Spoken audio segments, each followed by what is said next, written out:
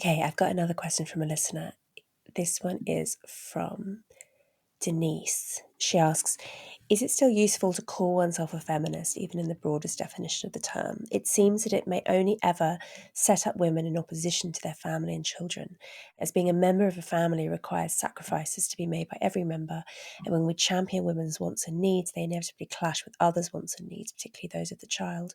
Could it be more useful to be something like a familyist, where we balance everybody's needs and context, building the assumption of duty to one another, and don't champion individualism? I've had this, well, it's not quite a criticism, but I've had this feedback, this critique quite often, why I still use the word feminist, given that has very bad associations. And I agree that definitely maybe most strains of feminism have ended up going down this very individualistic route, which ends up inevitably rejecting the family in general, rejecting having children, neither of which I'm in favour of. But I think that the very trad model can be very, very bad. And I think that that's important not to lose sight of, the extent to which women can be consigned to very, very low status positions within some traditional cultures, and really can just, not to say that it's all rosy for men, it isn't, but that the really traditional wife and mother model can involve really body breaking work, and women having absolutely no identity outside of that, by which I don't mean in a namby-pamby modern, my identity kind of way. I mean more in having any value outside of that, meaning that barren women are consigned to sort of social outcast state, and that mothers' needs can be completely obliterated, even so much in some traditional cultures of women being given they get food served to them last, and they get smaller portions and things like that. Now, I'm not saying that is the norm traditionally, and also, my argument is not that we should try and imitate any one traditional culture. My argument is that given that there are so many similarities across essentially all cultures but ours, the fact that the weird culture, the Western educated, industrialized, rich, democratic cultures, are very strange on the anthropological record, it would serve us well to look closely at how other cultures deal with the same eternal questions that we deal with, and the similarities between them. Because if there are ways in which other cultures are very similar to one another, and we are the strange outlier, that probably suggests that we might be making some error, and we might be making ourselves unhappy or cooking up some kind of dysfunction for the future, right? So that's my argument.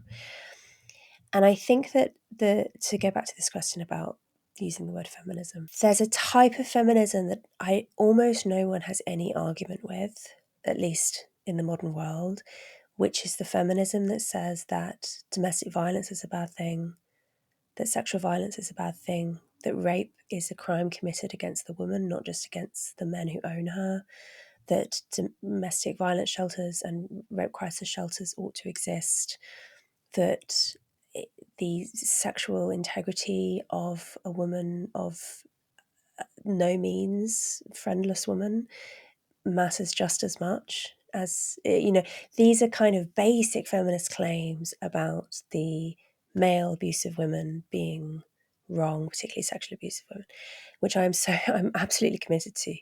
And I really don't think that I don't want to cede the word feminist, because I know that very many people in the weird world, in the modern Western world, will say, well, if that's obvious, of course everyone thinks that.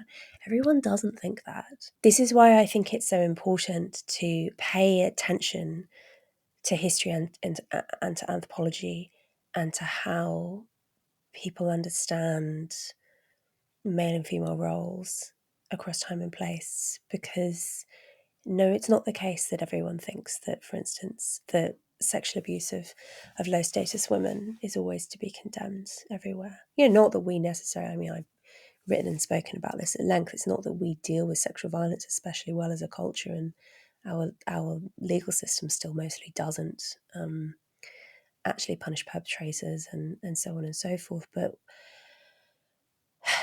yeah, the reason I don't want to let go of the word feminist is because the type of feminism that I adopt, the one that is absolutely opposed to violent and sexually abusive women, the normalization of that, and is also pro children, pro family, pro motherhood, pro supporting mothers, pro not thinking that women are only valuable insofar as they can behave as much like men as possible, right? Which is what foregoing motherhood partly means, right?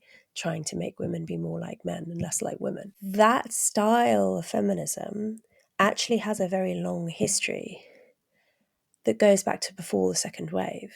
You know, you can find women writing in the 19th century, in the 18th century. You know, Mary Wollstonecraft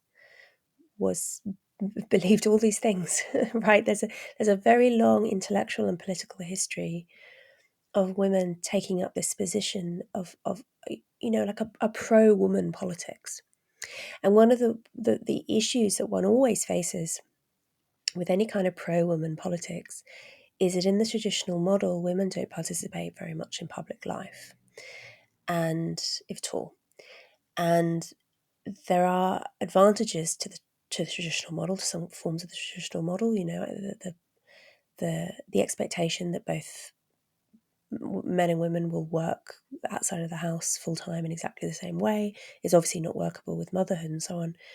But the big downside is that you don't end up with women participating in political life nearly as much, which is bad when there are issues specific to women which will not otherwise likely get a hearing within the you know, the corridors of power. I think it really is the case that the reason that domestic violence is now so much less normalized and is taken so much more seriously than it used to is because there are a lot more women in government than there used to be in a country like Britain. That's a good news story in terms of women's participation in public life having positive effects. But one of the things we've never really managed to get past is mothers being massively underrepresented in public life. Still, mothers being massively underrepresented in politics. You know, the stay-at-home mothers are probably the least well represented group politically in the country, right? The most poorly represented demographic. Feminism, in my view, exists in order to counteract that fact, exists in order to counteract the fact that women are inherently less likely to be in decision-making positions in public life. That also women have a tendency towards being more, I've spoken about this many times on the podcast, you know, being more agreeable, more likely to put their own needs second, particularly their own needs second to those of their children or of other people groups that they imagine to be vulnerable, whatever. Like, women have a bit of a tendency towards not being very assertive about their own political needs. Again, feminism ought to exist in order to counteract that effect at the interpersonal level. It doesn't always. It's very easy to hijack feminism and put it to very stupid political ends, again, as I've spoken about many times. You could put this under, I suppose, some banner like familyism. But I still think that there are particular ways, men and women differ from each other in important ways, right? And women are inherently vulnerable in ways that men are not inherently vulnerable to men, which is not to say that there are not ways in which men do not suffer as men, right? But some of the peculiar ways in which women can suffer at the hands of men, sexual violence, domestic violence, those are important forms of suffering which need particular political responses and social responses.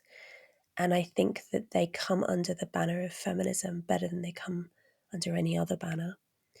And I don't want to cede the word because actually my feminism, right, my set of priorities is a lot older than the third wave, whatever, that's emerged within recent decades. Like, this is the original feminism, and so I'm gonna keep using the word just for obstinate reasons, if nothing else.